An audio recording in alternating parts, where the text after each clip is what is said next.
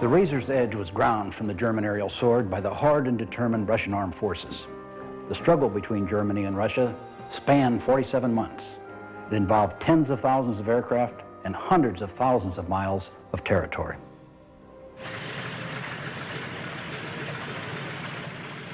German expectations were high in June 1941. The Luftwaffe had finished the most massive of its redeployments. It had pulled resources from all over Europe to be poised along the borders of the Soviet Union.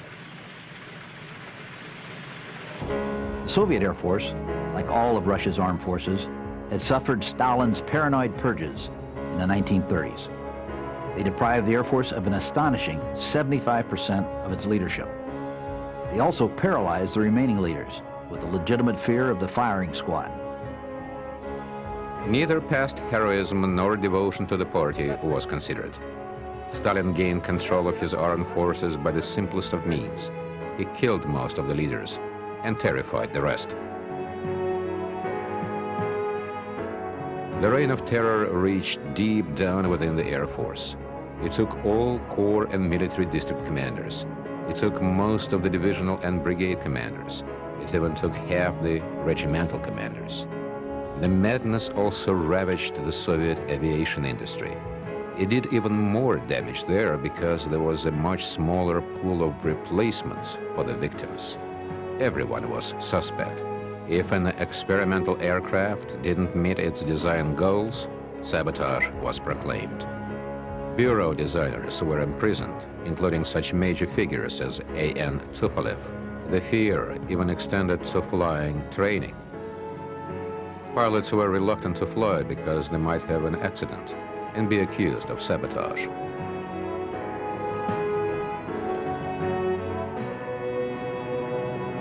In June 1941, the Soviet Air Force, the VVS, was divided into 5 components. The long-range Air Force of the High Command employed bombers and transports.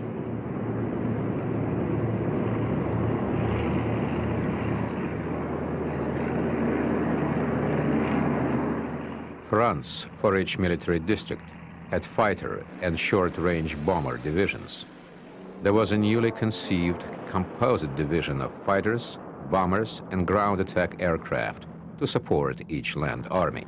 The Military Service Air Force, equivalent to observation units in other armies, was used for communications and liaison.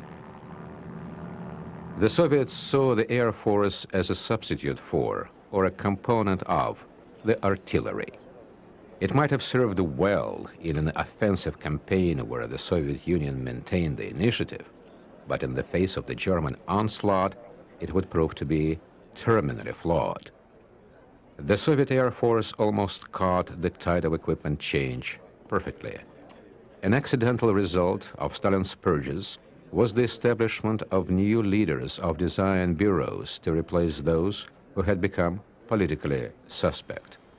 A series of new aircraft emerged with names that would become familiar to 2 generations of Western observers: Ilyushin, Mikoyan, Gurevich, Yakovlev, and Lavochkin.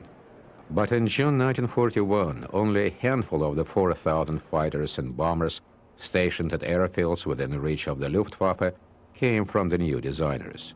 The Polikarpov I-15 and I-16 were obsolete fighters from the early 30s.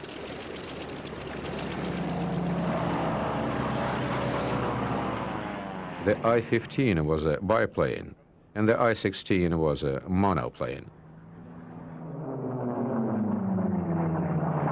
The Tupolev SB-2 was an obsolete bomber. In the first half of 1941, the first of a new wave of fighters appeared. They were modern, low-wing monoplanes with retractable landing gear and enclosed cockpits, but their designs were still not very satisfactory. None were equivalent to the Messerschmitt Bf-109Fs opposing them.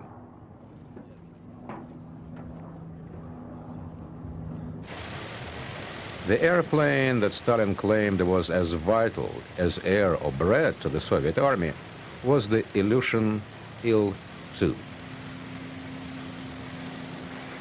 It became famous as the Sturmovik ground attack aircraft. The Germans would come to call it Black Death, and it would be built in quantities greater than any other warplane in history. The Il-2 was built as a single armored unit from the cockpit forward. Both engine and pilot were well protected. The rear of the fuselage was of wooden monocoque construction. The wings were all metal. Armament was heavy, with 2 machine guns and 2 cannon. The only new bomber in the Soviet Air Force at the time of the German invasion was the Pitlikov P-2.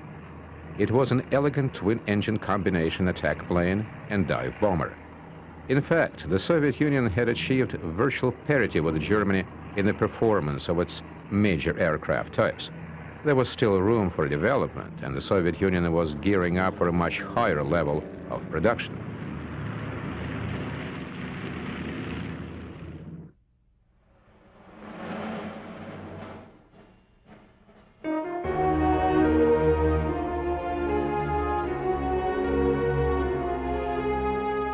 But reports of Soviet air strength from responsible German leaders were ignored by the Luftwaffe intelligence. Hitler grandly titled the invasion of the Soviet Union Operation Barbarossa. It was named after Frederick I, Redbeard, who had marched into the Holy Land in the 11th century Crusades. Operation Barbarossa was Hitler's great crusade to achieve Lebensraum, living room for Germany.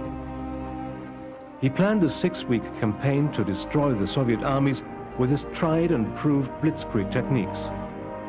After that, there would be a leisurely follow-up to prepare once again for an attack on Great Britain. Hitler's forces were massive. He had more than 3 million men in 162 divisions. The Luftwaffe had deployed 2,770 first-line aircraft out of its 4,300 total. The basic types of aircraft were the same as those employed in Western Europe and against Britain, but most were now the latest model. The fighter units had the Messerschmitt Bf 109F2, perhaps the best of the long line of the 109 series.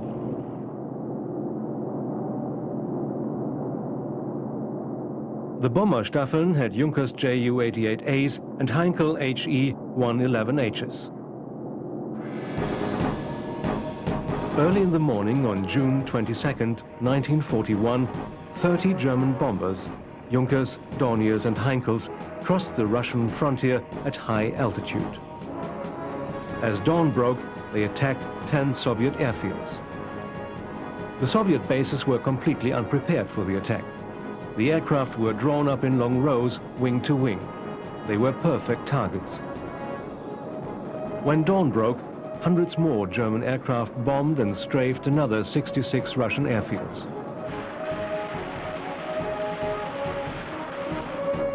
Even Hermann Göring could not believe the results of the attack. 1,800 Soviet aircraft were destroyed on the first day. The Germans lost 32 planes. Over the next 4 days, another 2,000 Soviet aircraft were destroyed. Thus began the killing that would allow the greatest aces of the Luftwaffe to run up victory scores of hundreds of aircraft. Ironically, it was Stalin who was the agent of this mass destruction. He had known about the German reconnaissance overflights. He had been warned by Britain that an attack was imminent. He had even been given the exact date of the attack. Yet, until the very end, he suppressed all attempts at readiness, hoping somehow to buy more time from the Germans.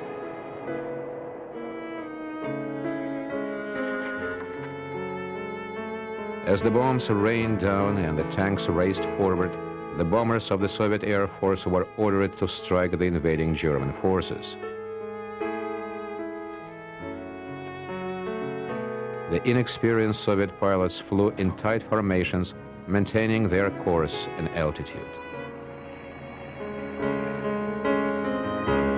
They were shot down in droves, often without even getting near the target. The situation was so desperate that the Soviet bombers were sent not only without fighter escort. Often they had no gunners either. The lone pilots were more terrified of the firing squad than the Luftwaffe. The majority of the Soviet fighters were the stubby little I-16s that had just managed to survive against the early model Messerschmitts in the Spanish Civil War. Against the new Messerschmitts 109Fs, they had no chance at all.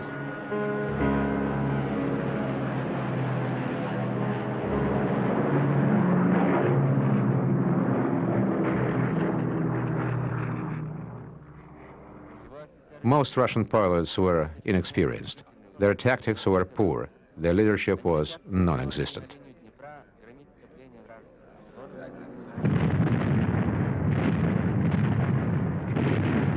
With air superiority temporarily achieved, the German ground advance went like clockwork. The German forces pressed on in great slicing maneuvers that enveloped whole Soviet armies.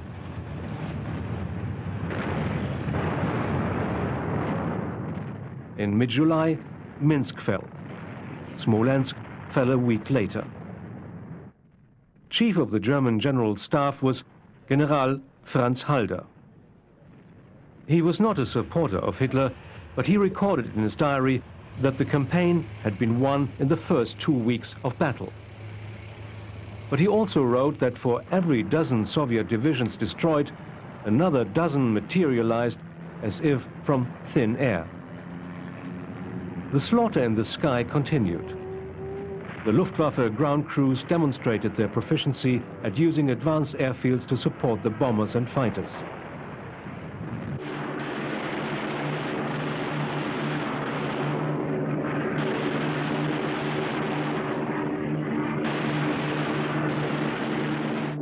Dive bomber pilots routinely flew from dawn to dusk. They flew a dozen sorties a day. Their missions were 15 minutes over, bomb and strafe, then 15 minutes back to rearm for another attack with their engines running.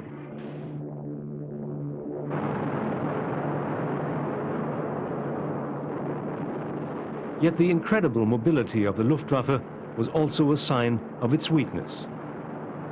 Like a too small blanket, pulling it to one section of the front merely uncovered another sector.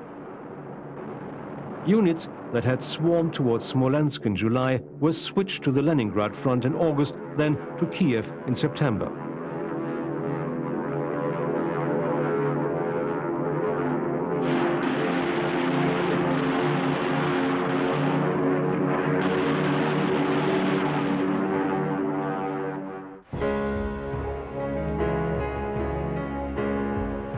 In the midst of the chaos, the Russians manufactured a miracle.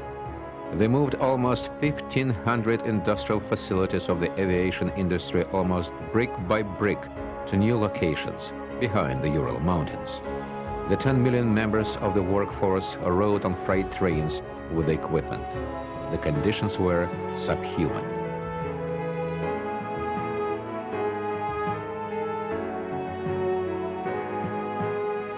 Aircraft were again coming down production lines, and these production lines were now safely out of reach of German bombers.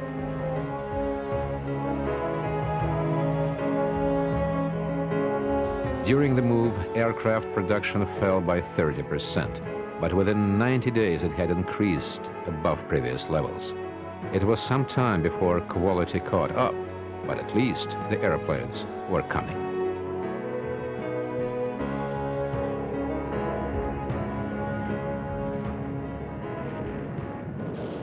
As time passed, the German penetration spread out. It became deeper and wider along all three main axes of attack. Then it began to wane for lack of supplies.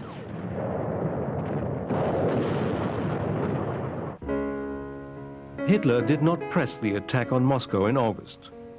He waited, vacillating about what to do next. He waited for 6 critical weeks, from mid-August until October the 1st, 1941. Then he ordered an all-out attack on Moscow.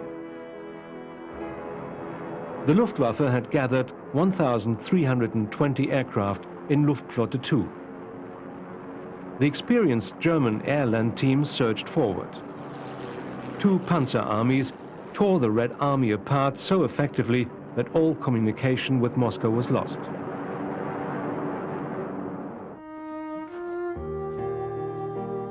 But the offensive bogged down in the torrential rains of November. The Russian roads became a sea of mud, impassable to wheeled vehicles. Difficulties in supply and Hitler's greediness to conquer more territory than originally planned brought the massive campaign to a halt. New demands from the Mediterranean theater now forced Hitler into a major blunder. To meet Rommel's requirements against the Allies in North Africa, he transferred Luftflotte 2 to Sicily. The timing could not have been worse. It deprived the German army facing Moscow of the air power it so desperately needed.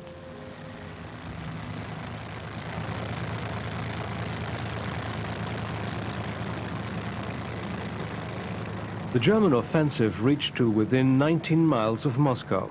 Then it died in its tracks.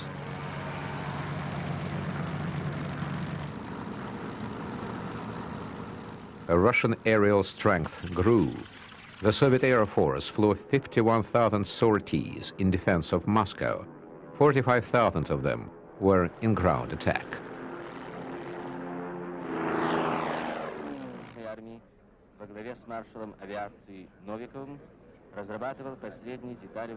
The Soviet Army began a massive Russian counteroffensive on December 5th on a 560-mile front from Yelets to Kalinin.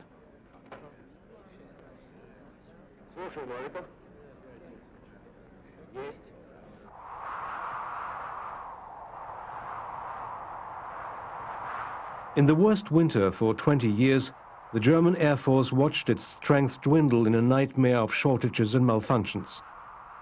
Only 15% of the 100,000 Luftwaffe vehicles in Russia were operational. German combat aircraft stood hangarless in open fields. They were cold-soaked for days in sub-zero weather. They could only be started by desperate means, including building an open fire under the engine. The few heaters and blowers meant to warm engines were used instead to free mechanics' hands, frozen to their tools. But unlike the German army, at least the Luftwaffe personnel had winter clothes. Luftwaffe strength in Russia dropped to 500 operational planes.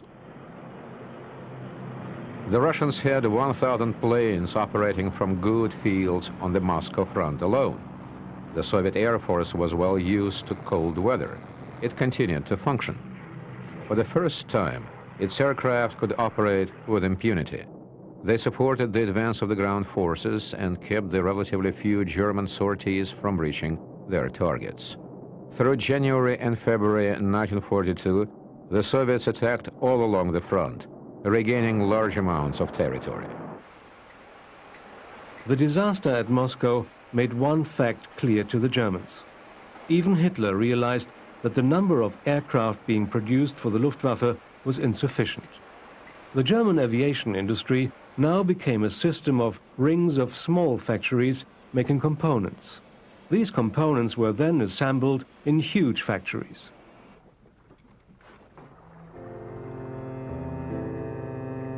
The spring thaw of 1942 immobilized even the Russians. Hitler decided to make a small-scale attack on Leningrad, but he would concentrate most of his forces for an attack to the south. There he hoped to gain control of the Soviet oil fields in the Caucasus and obtain the oil supplies he needed so desperately.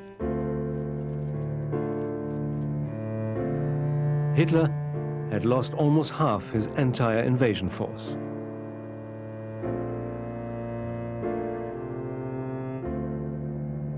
The loss of vehicles was so great that many mechanized divisions were no longer mobile. Germany turned again to horses, using more than 3 million.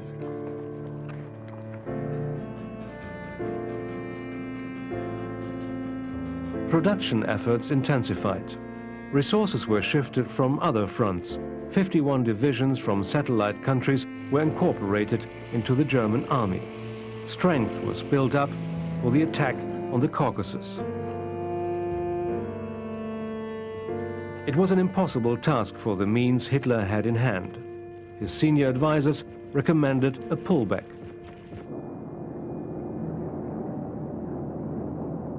Relatively, the Luftwaffe was in better shape than the army.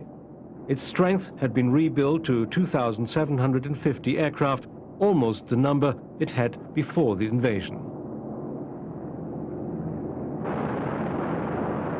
Hitler continued to leave the operations of the Luftwaffe alone. He selected the objectives, but allowed the Luftwaffe commanders to run their own show. For almost 2 months, it appeared that Hitler might be right after all. Sevastopol fell with 150,000 prisoners.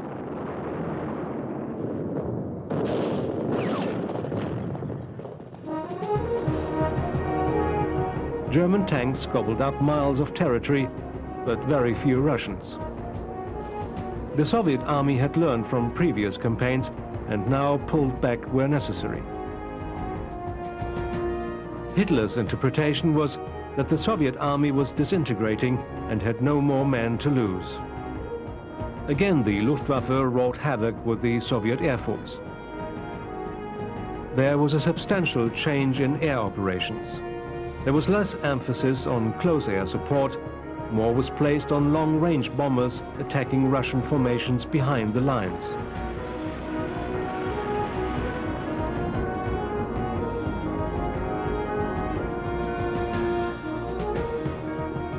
But Hitler became greedy.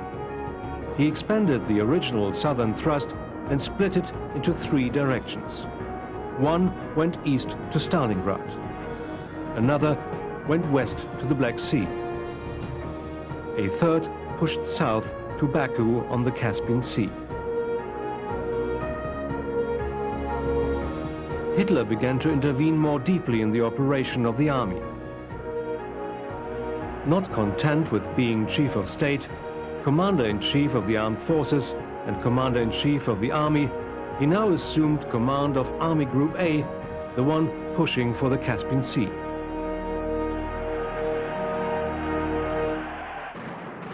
Army Group B began the attack on Stalingrad on August 10, 1942. Resistance stiffened quickly. It became apparent that the Russians were going to make a stand. The Luftwaffe began concentrating its aircraft in this area, building to a strength of 1,000. Stalingrad was a city of 500,000 people on a great bend in the Volga River. It was a major railroad center and had huge tank and armament factories. Its site made it a natural fortress. It was protected by hills rising out of the flat plains to the west. The Germans penetrated the burnt-out wooden edges of the city. Here they entered a world of broken brick factories. They joined bitter hand-to-hand battles, not for a mile of land, but for a room or a storeyard.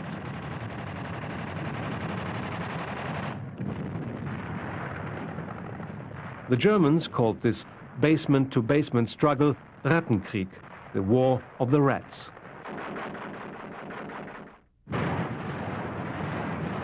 At first, the Germans outnumbered the defenders of Stalingrad 3-1. They had far more armor and artillery. But the Soviets simply would not give up. By enduring, they triumphed. Marshal Georgy Zhukov, who had saved Moscow, kept the numbers of Russians within Stalingrad at a minimum. All the while, he readied vast forces for a massive counterattack. Zhukov's German counterpart, General Friedrich von Paulus, played directly into Zhukov's hands. He threw his army against the rough barricades by frontal tactics. These included sending infantry in front of the tanks to draw fire and reveal the Soviet positions.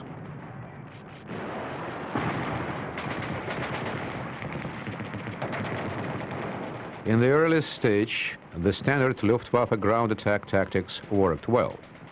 but eventually there were few identifiable targets to hit. One clump of rubble resembled another, and the Soviet troops scampered between them like malevolent mice. The Luftwaffe might have made a difference if it had been employed in the interdiction of Soviet supply lines. From early August, all available Luftwaffe elements were fully employed in the battle for Stalingrad. By October 1942, the Luftwaffe Junkers Ju-52s had already flown 21,500 sorties. They had carried 43,000 tons of troops, fuel and equipment. Marshal Zhukov lured the German Sixth Army ever deeper within the city of Stalingrad. He saw that the weakest link in the enemy front was the northern sector, held by the Romanian army. Against them, Zhukov concentrated a great force. There were 500,000 infantry troops. There were 230 regiments of artillery. There were 900 T-34 tanks, the best in the world at the time.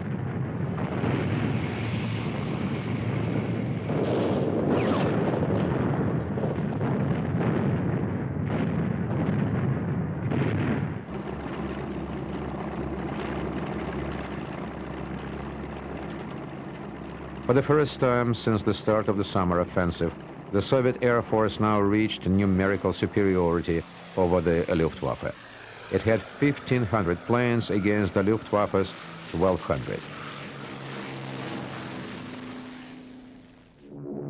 More than 60% of them were the hard-hitting Sturmovik attack aircraft, and two of the most important Soviet fighters, the Lavochkin Lav-5 and the Yakovlev Yak-9. Both were faster, more maneuverable, and had a greater rate of climb than the Messerschmitt.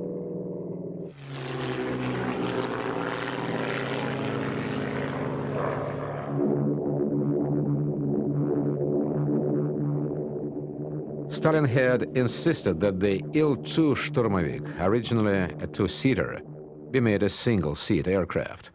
Now he permitted the introduction of an improved two-seat design. It was a costly surprise to the Germans. For a brief period, they continued to make tail attacks at it, unaware of the stinger in the rear cockpit.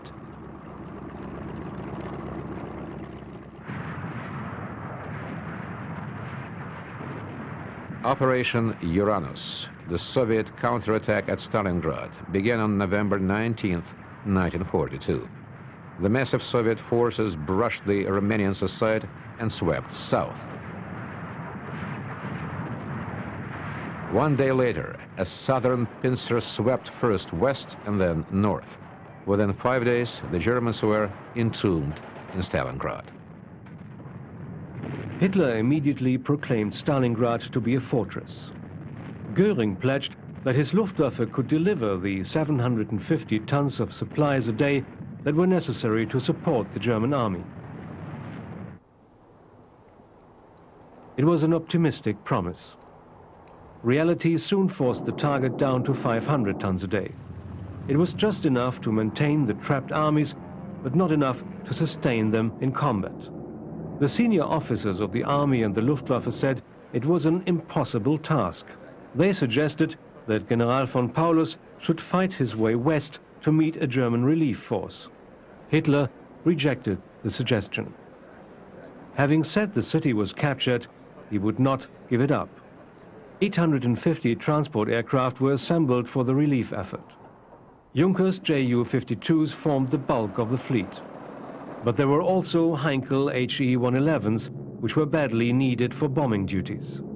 And there was a ragtag collection of anything else that could fly. But in Stalingrad, there were no adequate landing fields, no normal approach lights, no radio facilities, no handling and storage equipment. There was plenty of bad weather and an ever-increasing quantity of Soviet anti-aircraft guns, and there were more and better Soviet aircraft.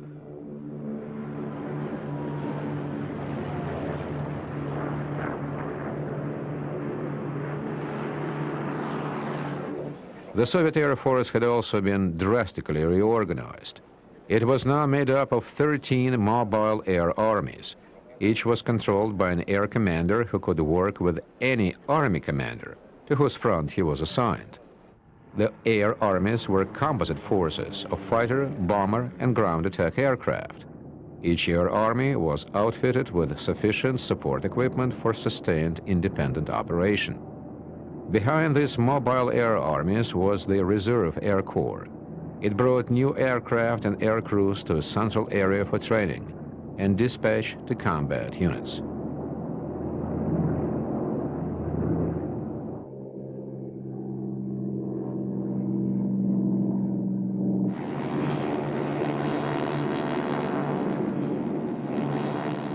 In effect, the Luftwaffe offensive action over Stalingrad served the unintended function of training the Soviet Air Force.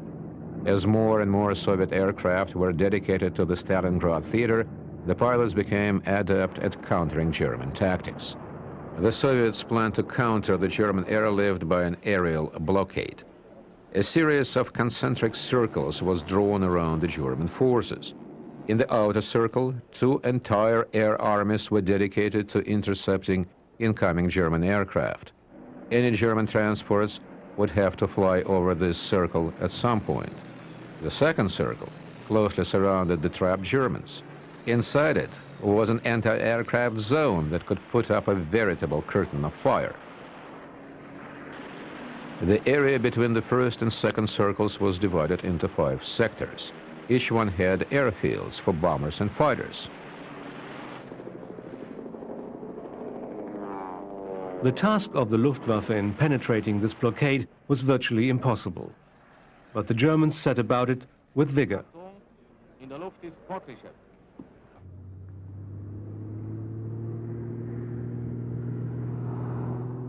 Every day, German fighters contested the Soviet Air Force for air superiority in the narrow corridor used by the transports.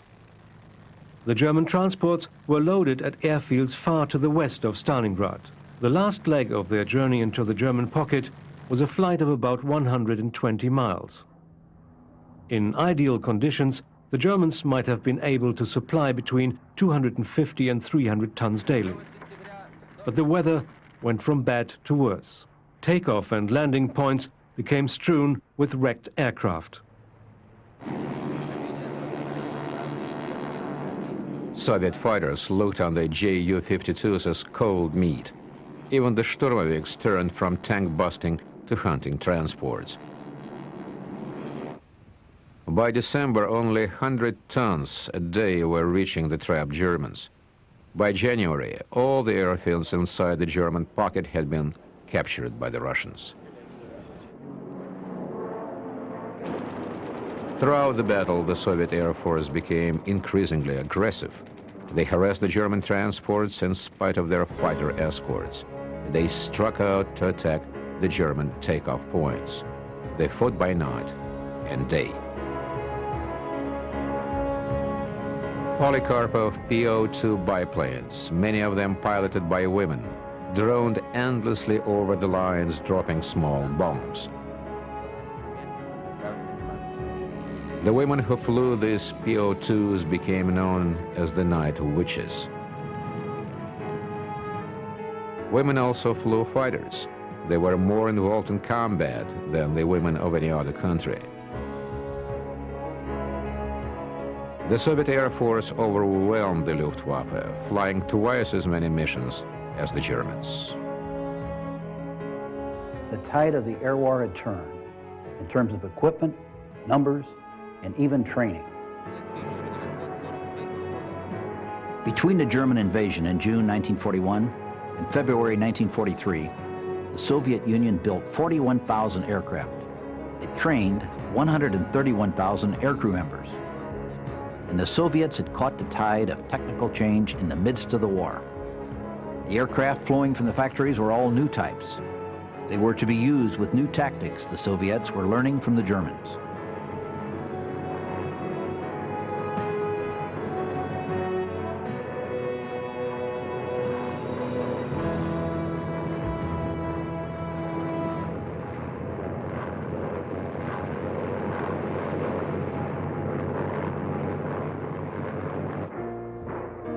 The Germans in Stalingrad surrendered on January 3, 1943. Almost 160,000 of the 284,000 men in the pocket had died in the miserable cold and filth of the city.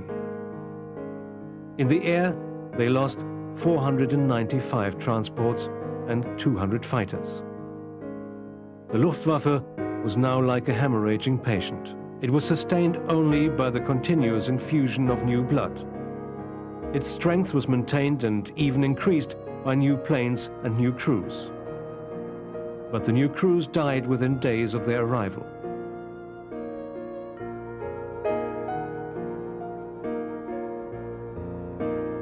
The Iron Corps of veterans became more expert even as they became smaller in number. These old stagers had more combat experience than any flyers in any air force in World War II. They survived because they were good and lucky.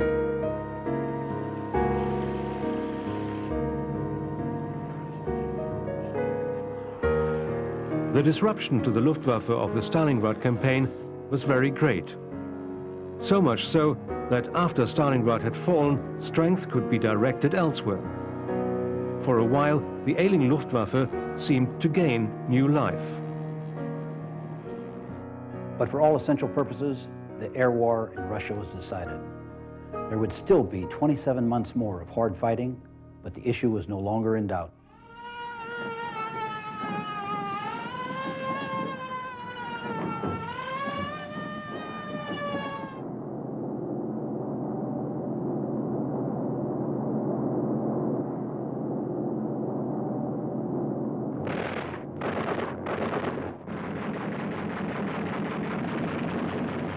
The Soviet Air Force grew better every day. It learned from the Germans and developed its own specialized techniques.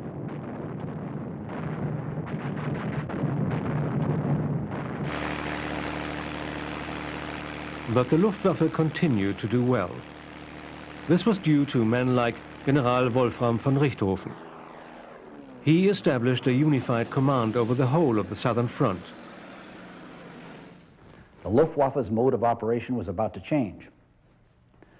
From having the initiative, able to operate offensively, it was now forced into a defensive posture.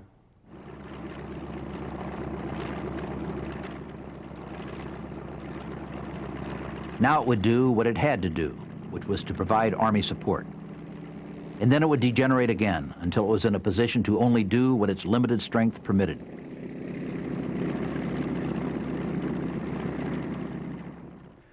From April 17th to June 7th, 1943, a relatively obscure but important battle took place on the Kuban Peninsula of the North Caucasus.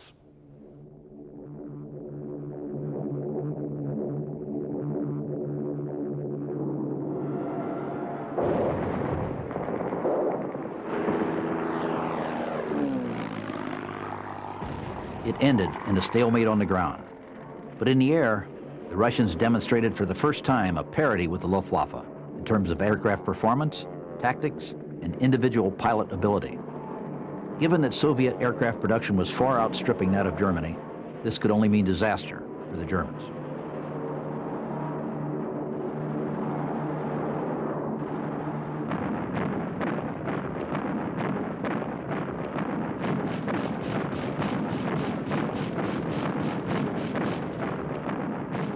The Russians deployed 800 aircraft. Most were the new generation Soviet fighters. But for the first time, a sizable number of Land-Lease aircraft were present.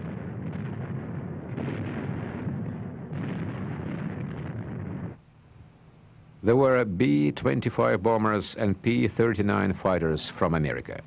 And there were Supermarine Spitfires from Britain. By this time, the Soviet Union had received more than 3,000 planes, 2,400 tanks, and 80,000 vehicles via Land-Lease.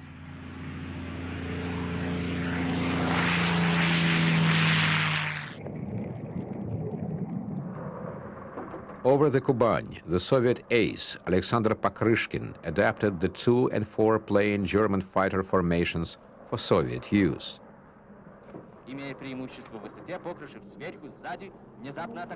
He insisted on tight discipline and on closing to short range for firing. he introduced vertical maneuvering into the Russian tactics.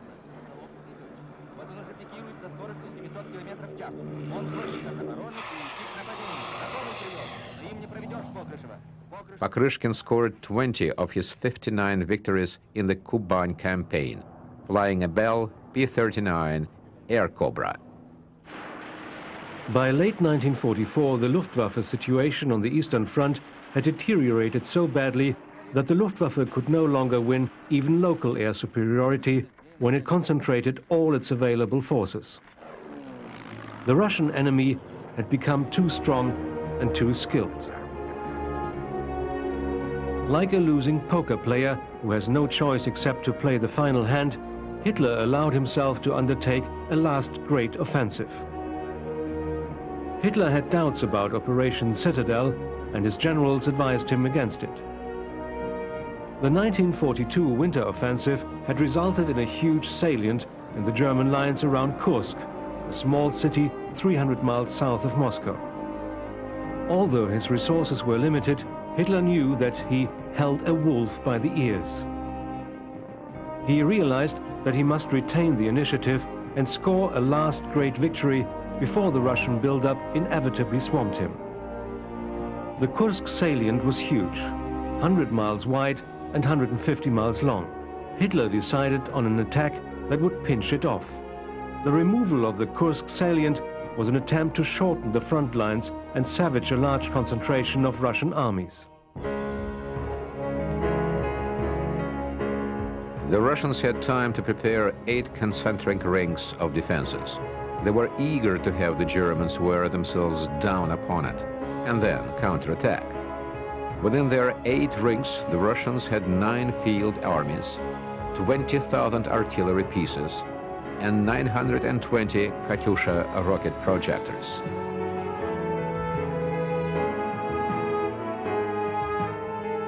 As the battle opened, the Soviet Air Force had almost 2,900 planes.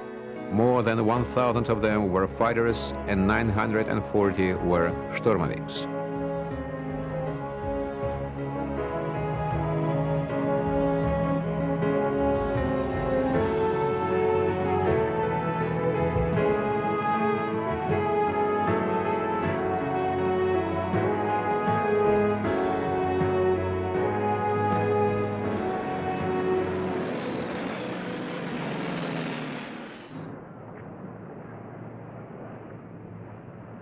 The Luftwaffe had drawn from other sectors of the front and from the west. It had built up surprising strength. It had almost 2,000 aircraft, but only 600 of them were fighters.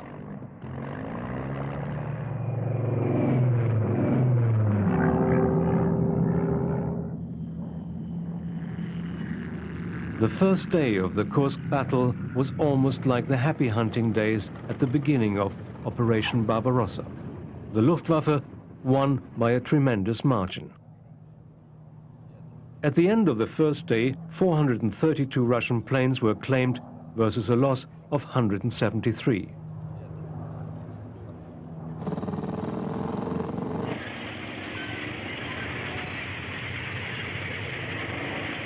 There were corresponding victories on the Russian side. The later Sturmoviks decimated the panzer divisions with circle of death tactics. The Sturmoviks would circle over a German tank column so that the attack was directed at the thin-skinned rear of the tanks. Pass after pass would be made until all the tanks were destroyed or their ammunition was gone.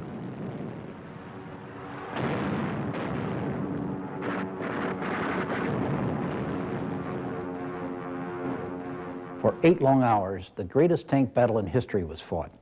Each side was aided by its attack planes. When evening fell, the Germans crept away from the battlefield.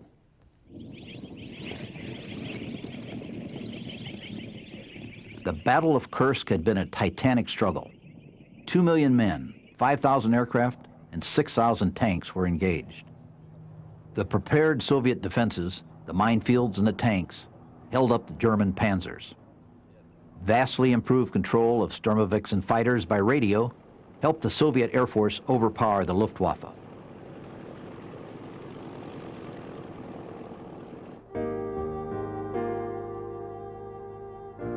At Kursk, it was obvious that the day of blitzkrieg was over for the Germans, but it was just beginning for Russia.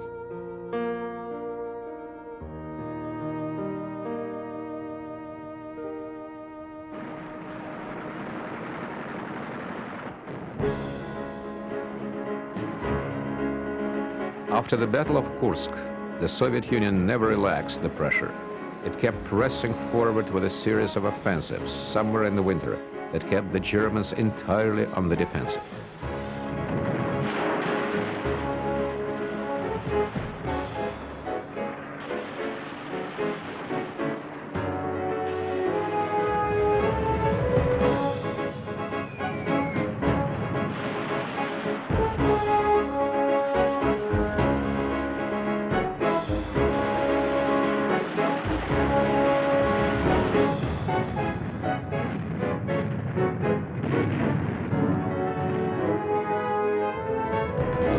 The Luftwaffe had no margins of reserve.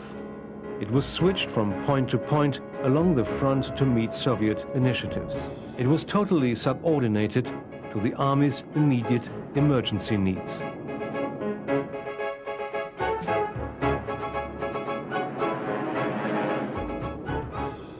By the time the Red Tide rolled toward Berlin, the Soviet Army was protected by no less than 7,500 aircraft on that front alone. It was faced by just 400 Luftwaffe fighters. The Soviet Air Force was now in a position to employ air power as the Russian army had traditionally employed artillery in massive quantities and without regard to losses.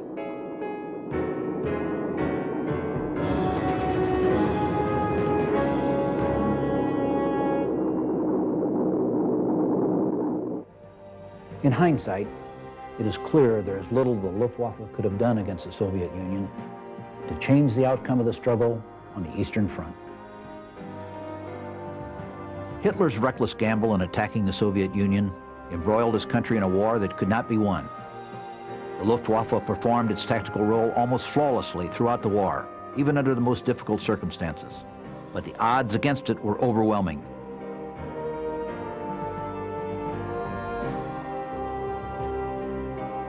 At last, the edge of Hitler's Luftwaffe sword was blunted.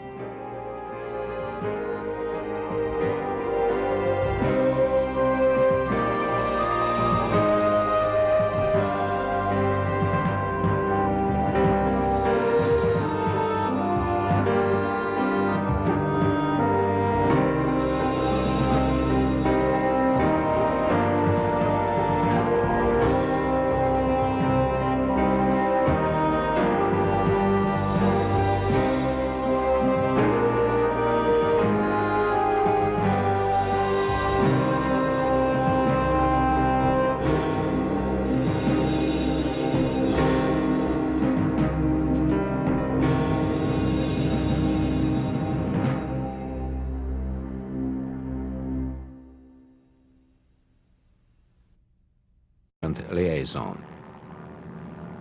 The Soviets saw the Air Force as a substitute for, or a component of, the artillery. It might have served well in an offensive campaign where the Soviet Union maintained the initiative, but in the face of the German onslaught, it would prove to be terminally flawed. The Soviet Air Force almost caught the tide of equipment change perfectly. An accidental result of Stalin's purges was the establishment of new leaders of design bureaus to replace those who had become politically suspect. A series of new aircraft emerged with names that would become familiar to two generations of Western observers: Ilyushin, Mikoyan, Gurevich, Yakovlev, and Lavochkin. But in June 1941, only a handful of the 4,000 fighters and bombers stationed at airfields within reach of the Luftwaffe came from the new designers. The Polikarpov I-15 and I-16 were obsolete fighters from the early 30s.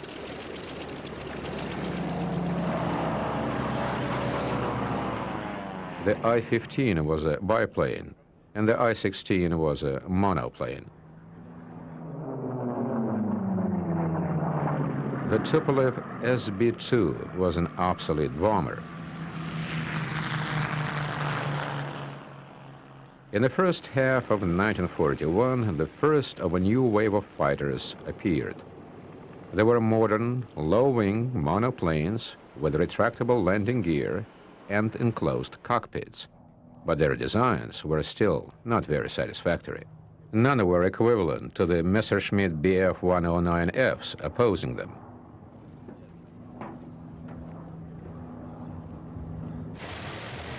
The airplane that Stalin claimed was as vital as air or bread to the Soviet army was the Ilyushin Il-2. It became famous as the Sturmovik ground attack aircraft. The Germans would come to call it Black Death, and it would be built in quantities greater than any other warplane in history. The Il-2 was built as a single armored unit from the cockpit forward. Both engine and pilot were well protected. The rear of the fuselage was of wooden monocoque construction. The wings were all metal. Armament was heavy, with 2 machine guns and 2 cannon. The only new bomber in the Soviet Air Force at the time of the German invasion was the Pitlikov P-2. It was an elegant twin-engine combination attack plane and dive bomber. In fact, the Soviet Union had achieved virtual parity with Germany in the performance of its major aircraft types. There was still room for development, and the Soviet Union was gearing up for a much higher level of production.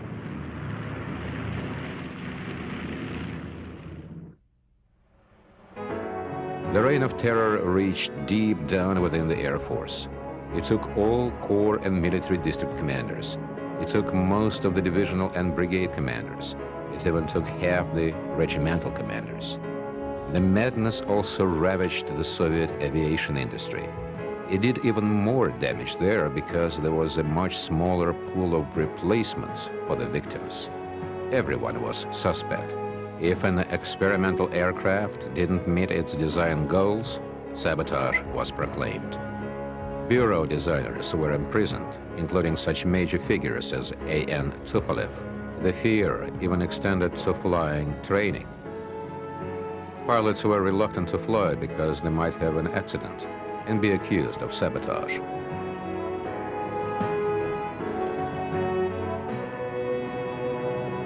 In June 1941, the Soviet Air Force, the VVS, was divided into 5 components. The long-range Air Force of the High Command employed bombers and transports.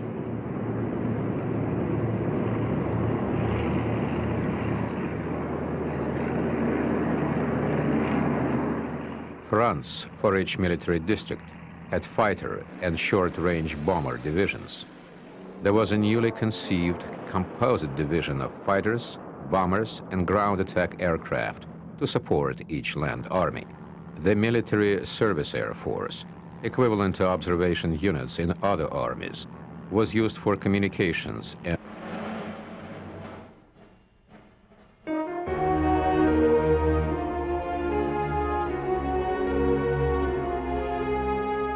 But reports of Soviet air strength from responsible German leaders were ignored by the Luftwaffe intelligence. Hitler grandly titled the invasion of the Soviet Union Operation Barbarossa. It was named after Frederick I, Redbeard, who had marched into the Holy Land in the 11th century Crusades.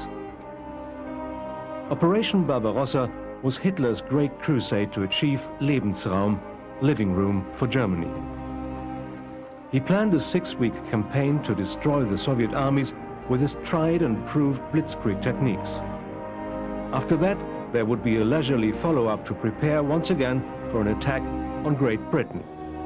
Hitler's forces were massive. He had more than 3 million men in 162 divisions. The Luftwaffe had deployed 2,770 first-line aircraft out of its 4,300 total. The basic types of aircraft were the same as those employed in Western Europe and against Britain, but most were now the latest model.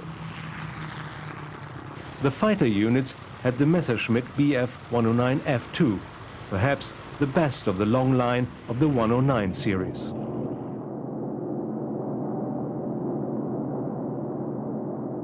The Bomberstaffeln had Junkers Ju-88As and Heinkel HE-111Hs.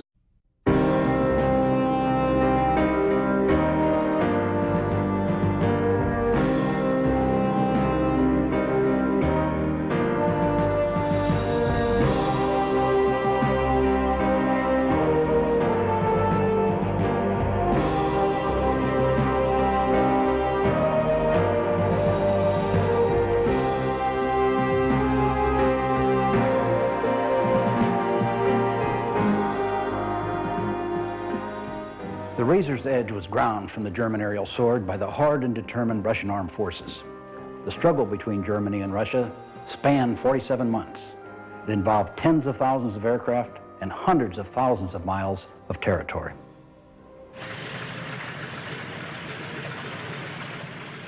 German expectations were high in June 1941. The Luftwaffe had finished the most massive of its redeployments. It had pulled resources from all over Europe to be poised along the borders of the Soviet Union. The Soviet Air Force, like all of Russia's armed forces, had suffered Stalin's paranoid purges in the 1930s. They deprived the Air Force of an astonishing 75% of its leadership. They also paralyzed the remaining leaders with the legitimate fear of the firing squad. Neither past heroism nor devotion to the party was considered. Stalin gained control of his armed forces by the simplest of means. He killed most of the leaders and terrified the rest.